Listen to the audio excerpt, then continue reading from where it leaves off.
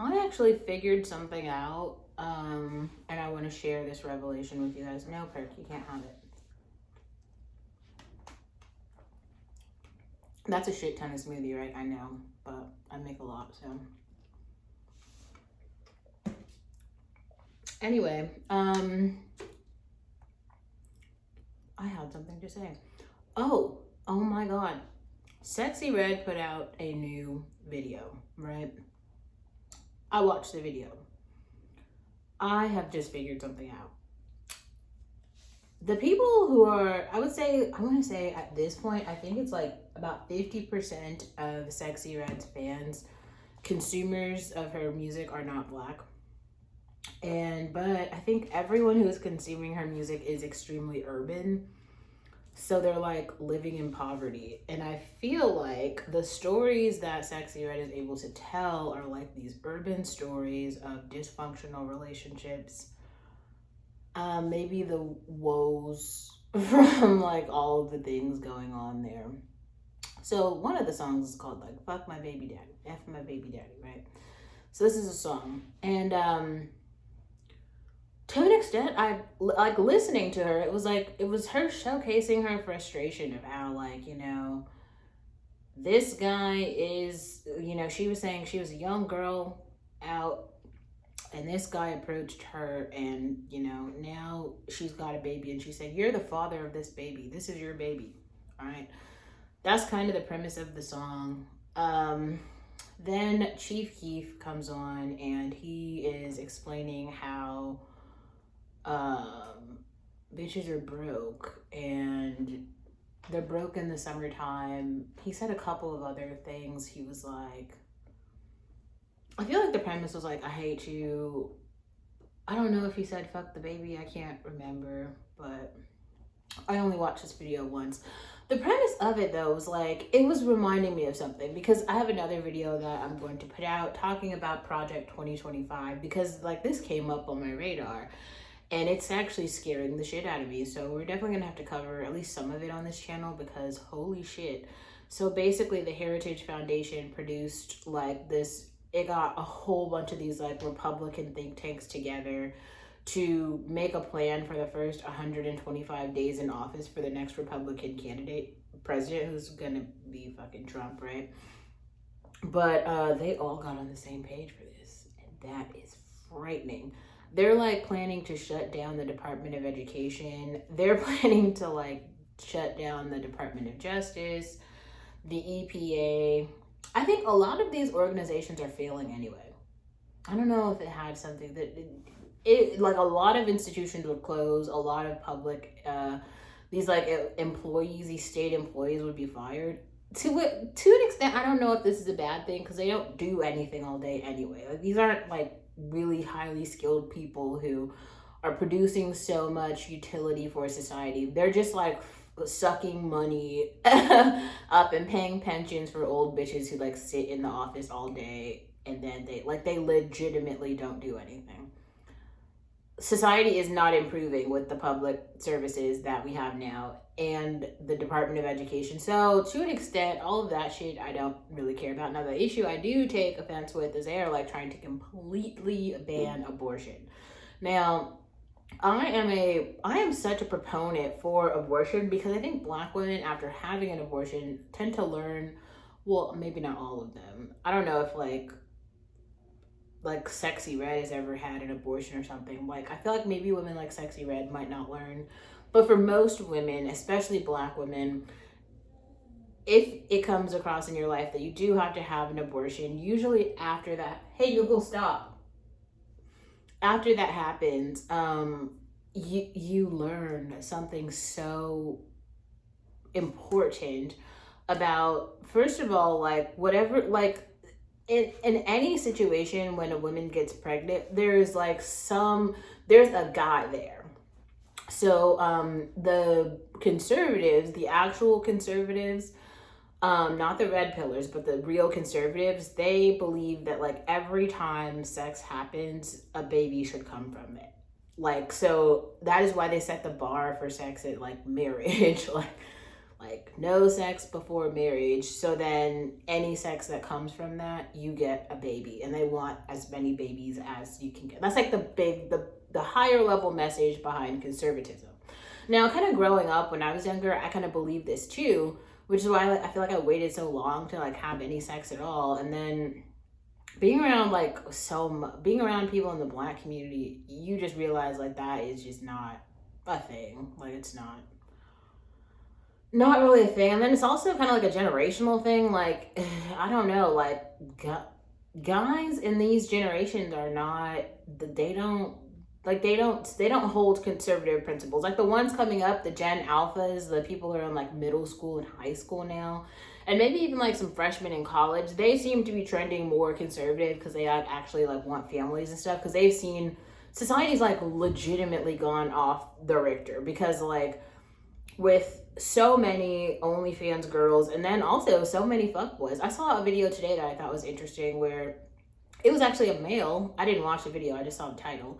It was a male who was saying it's interesting that men are running around calling all women 304s, because I think that's another thing that like is just so strange about this. Like unless you are it's like very hard to explain, but like people claiming to know other people's, like probably people, individuals know their body count, right? But like you can't go by like what a community says for like what another person is. And like these men have extremely high body counts, and that's like they are the hoes, like they are the 304s, and they're sitting here like literally chastising women and calling women 304s because they're saying like the women are supposed to be held at a higher standard. Like if we're talking about like religious conservative values, everybody is supposed to be held at a higher standard.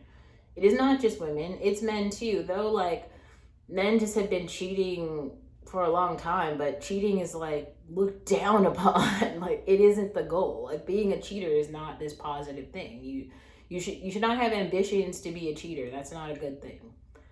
I don't know, like if you need a book to tell you that. And maybe this is why we really do need to have like the 10 Commandments in the classrooms, because like that is like controversial, right?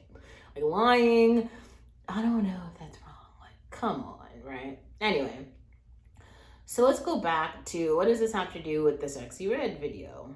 Well, just imagine this. Imagine if like Sexy Red were to kind of be coming from a more healed place, where she had done like a lot of internal work.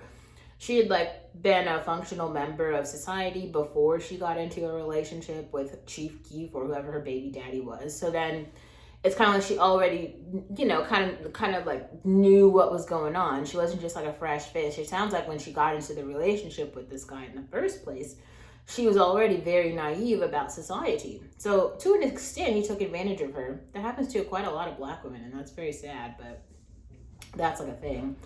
Anyway, and then there's also this like really interesting fact around like, how do we say, like her, yeah, like if she were to be around just like more men for longer, or more people in society for longer, she would be able to compare and contrast like how other women around her are making decisions about marriage. But when you're so young and so naive, especially when you're around people who are in street life, right? Like, or really living in poverty. If you are making dating decisions while living in poverty, you're going to be around other people who are living in poverty. And the poverty mindset has nothing really to do with like morals or chastity or values or even living a quality soft life, like nothing like that. It's basically about like very fast paced survival. And that's hard. That's a hard life. It's a hard life, right? And I feel like there are a lot of people living that life, unfortunately. And now when children come into the picture, like it sounds like the whole idea here, the whole idea here is that Sexy Red is she's asking for money from him because she's like, this is your child. I need some money. Give me some money.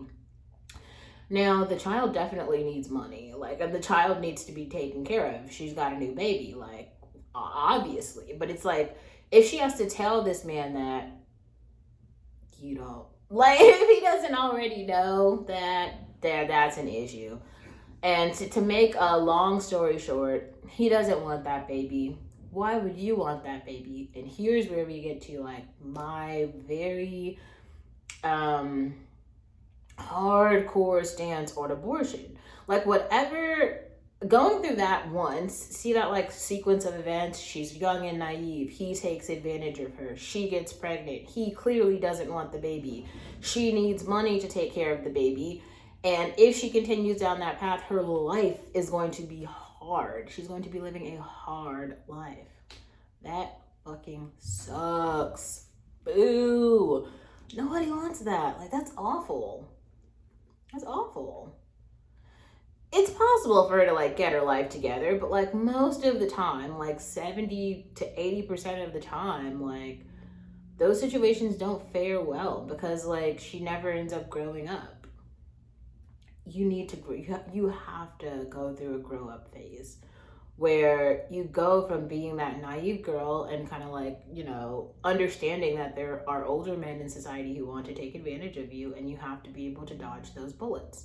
Having a social safety net around you, like a father, a community, a church group, friends, the internet, the Manifest Deal channel, my channel, like whatever you have, like that you're using that could possibly help you make rational decisions about what you should do or what you shouldn't do as an adolescent person, like really like take that, because you need that. You won't survive out on your own. You need to build a community. And sometimes the lucky thing is like you can, I'm not gonna sit here and pretend like I built this community on my own. I didn't.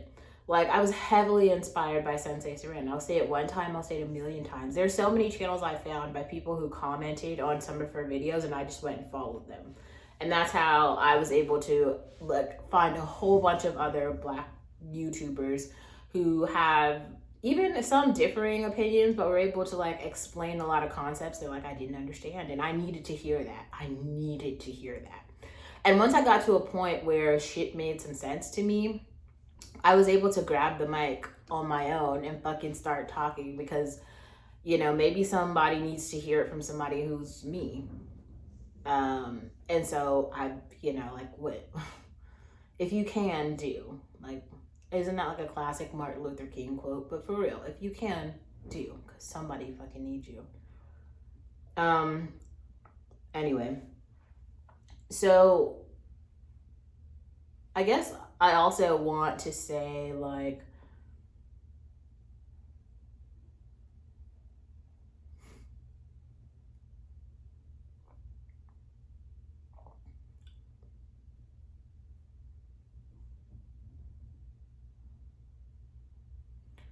I guess I also want to say that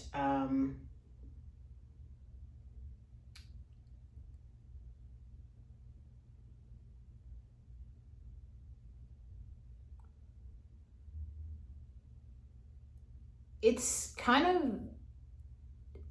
of incredible that we've come to a place where you can take a pill and or a plan B, something like that, to just correct something that could be awful. I feel like there are a lot of instances where children can be beautiful and it can be something great, but I just don't think that we're not at a place in society where there are enough Black, or just not enough people in the Black community, because I think that you could be a person who's non-Black, but you are like a member of the community because you know, you care about your partner is Black, maybe you have Black family members, like some part of you, like your being, you care about people who are in that community, making you a part of the community. I don't think we have enough people in the community who literally care about Black children. We have the new example where there were adopted parents who were treating their Black children like slaves. Like, I don't even want to, I mean, I could cover that on this channel. If anyone's interested in hearing my take on that, you could comment below. But I think that